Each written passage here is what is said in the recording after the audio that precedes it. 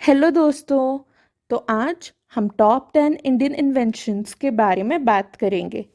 India कभी किसी field में पीछे नहीं रहा है, चाहे वो साइंस हो या स्पोर्ट्स। इंडियंस ने काफ़ी सारी इन्वेंशंस वर्ल्ड को इंट्रोड्यूस किए हैं, जैसे कि ज़ीरो, डेसिमल सिस्टम, फिटनेस में योगा और बहुत कुछ।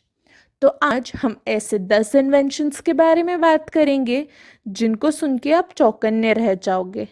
तो चलिए शुरू करते हैं। हमारे 10th नंबर पे है स्नेक एंड लैडर्स। चेस को छोड़कर और ऐसे काफ़ी मज़ेदार बोर्ड गेम्स हैं जिनकी शुरुआत इंडिया में हुई थी। स्नेक एंड लैडर्स को पहले मोक्षपथ के नाम से जाना जाता था। इसकी शुरुआत 13th सेंचुरी में हुई थी, जब अंग्रेज़ों ने भारत पे रूल करना शुरू किया। तब ये गेम इंग्लैंड में फेमस हो गया और फिर यूएस में 1943 में मिल्टन ब्रैडली ने इंट्रोड्यूस किया और देखते ही देखते पूरे दुनिया में फेमस हो गया। हमारे 9th नंबर पे है प्लास्टिक सर्जरी। प्लास्टिक सर्जरी जिसका यूज़ अभी पूरी दुनिया में हो रहा है, उसकी शुरुआत भी इंडिया से हुई थी। प्लास्टिक सर्जरी इंडिया में 2000 बीसी से चल रही है। भारतीय वैद्य सुश्रुता ने मेडिसिन और सर्जरी पे एक काफ़ी बड़ी बुक लिखी थी। ये सबसे पुरानी बुक में से एक है। सुश्रुता को फादर ऑफ सर्जरी कहा जाता है। इन्होंने इस बुक में नोज रिकंस्ट्रक्शन और बॉडी की एक पार्ट से दूसरे पार्ट में स्किन के ट्रांसप्लांट के बारे में बताया है। प्लास्टिक सर्जरी के ओरिजिनल मेथड में माथे की स्किन का थोड़ा सा पार्ट निकालकर नाक को फिर से कंस्ट्रक्ट किया जाता था। ये तरीके आज भी यूज़ किए जाते हैं। हमारे 8th नंबर पे है शिप बिल्डिंग और नेविगेशन। नेविगेशन और शिप बिल्डिंग के पीछे के साइंस के बारे में भी इंडियंस दुनिया से काफ़ी पहले से जानते थे। जे.एल. रीड, जो institute of naval architects and ship builders England के मेंबर थे, उन्होंने 20th सेंचुरी में बॉम्बे में पब्लिश किया था कि इंडियंस एक मैग्नेट को नॉर्थ और ईस्ट फिक्सिंग के साथ यूज़ करते हैं। इनका कंपास एक आयरन फिश थी जो एक ऑयल टैंक में स्विम करके नॉर्थ डायरेक्शन की तरफ पॉइंट करती थी। हमारी लिस्ट में 7th नंबर है फ्लश टॉयलेट्स। फ्लश टॉयलेट्स आज इनका यूज़ पूरे दुनिया में किया जा रहा है, home toilets smart water system के साथ। इंडिया में 5000 साल पहले यूज़ किया जाता था। हड़प्पा और मोहनजोदारो सिविलाइजेशन, ये टॉयलेट प्लेटफॉर्म्स ड्रेन्स के ऊपर बनाए जाते थे, जो आज के जितने मॉडर्न नहीं थे, पर इनकी शुरुआत भी इंडिया से यहीं से हुई थी। हमारी लिस्ट में नेक्स्ट नाम है लिथासिस ट्रीटमेंट। सबसे पहला लिथासिस या बॉडी में जो स्टोन्स होते हैं उसे ट्रीट करने का ऑपरेशन भी इंडिया में वैद्य सुश्रुता समिथा ने दिया था।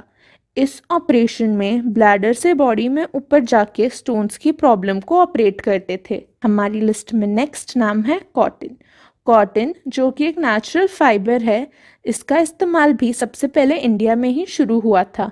इंडियंस ने 5 और 4 बीसी में कॉटन्स की फार्मिंग शुरू कर दी थी। ये कॉटन के धागों का यूज़ करके कपड़ा बनाने लगे, जो जल्द ही पूरे दुनिया और देश भर में फेमस हो गया। नेक्स्ट है रमन इफेक्ट। रमन इफेक्ट जो कि सर सीवी रमन ने 1928 में डिस्कवर किया था, इसके बहुत सारे यूजेस हैं, जैसे कि ये डायमंड्स और कई अलग जेमस्टोन्स की क्वालिटी चेक करने में यूज़ होता है। ये बॉम्ब्स, ड्रग्स और हानिकारक गैसेस और केमिकल्स को डिटेक्ट करने में भी यूज़ होता है। ये कैंसर ट्यूमर्स के कॉम्पोजिशन का पता करने में भी यूज़ होता है। इतना ही नहीं, रमन इफेक्ट नासा के द्वारा मार्स मिशन के रिसर्च में भी यूज़ किया गया है। हमारी लिस्ट में 3rd नंबर पे आता है यूएसबी। यूएसबी आज की दुनिया की काफ़ी इम्पोर्टेंट स्टोरेज डिवाइस बन चुकी है। इसकी खोज भी एक इंडियन ने ही की थी, जिनका नाम था अजय वी भट्ट। ये एक इंडियन बॉर्न अमेरिकन आर्किटेक्ट थे। हमारी लिस्ट में 2nd नंबर पर है ग्रेविटी।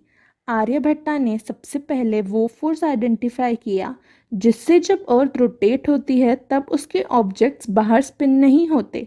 ब्रह्मगुप्ता ने ग्रेविटी को एक अट्रैक्टिव फोर्स की तरह डिस्क्राइब किया और इसे गुरुत्वाकर्षण बुलाया। आर्यभट्टा ने सबसे पहला सोलर सिस्टम का हीलियोसेंट्रिक मॉडल बनाया, जिससे उन्होंने बताया कि प्लैनेट्स अपने एक्सिस पे रोटेट करते हैं और सन के अराउंड की ऑर्बिट को फॉलो करते हैं, जबकि मून अर्थ के अराउंड एपिसाइकल्स में रिवॉल्व होता है। और हमारी लिस्ट में नंबर 1 पे है कैटरैक्ट सर्जरी। कैटरैक्ट सर्जरी की शुरुआत भी इंडिया के फादर ऑफ सर्जरी यानी वेद सुश्रुता ने ही की थी। तब इंडिया में ये ऑपरेशन एक स्पेशल टूल जिसका नाम था जबामुखी सलाखा, इससे किया जाता था। ये एक कर्व्ड नीडल या पिन थी जिससे लेंस को लूज करके कैटरैक्ट को विजन के क्षेत्र से बाहर पुश कर दिया जाता था और इसके बाद आँखों को वार्म बटर में सोक करके बैंडेज कर दी जाती थी। ये मेथड काफ़ी सक्सेसफुल था, पर सुश्रुता ने फिर भी बोला था कि कैटरैक्ट सर्जरी तभी परफॉर्म करनी चाहिए जब इसकी काफ़ी ज़रूरत हो। ग्रीक फिलोसोफर्स और साइंटिस्ट इंडिया ये सर्जरीज कैसे परफॉर्म करने हैं ये देखने आते थे। चाइना को भी इसके बारे में इंडिया से ही पता चला। आज के लिए बस इतना ही। इनके अलावा जो इन्वेंशंस आपको पता है वो भी हमें कमेंट सेक्शन में बताइएगा। उम्मीद करती हूँ आपको आज की वीडियो पसंद आई होगी। जाने से पहले लाइक, शेयर और सब्सक्राइब करना मत भूलना। Thank you.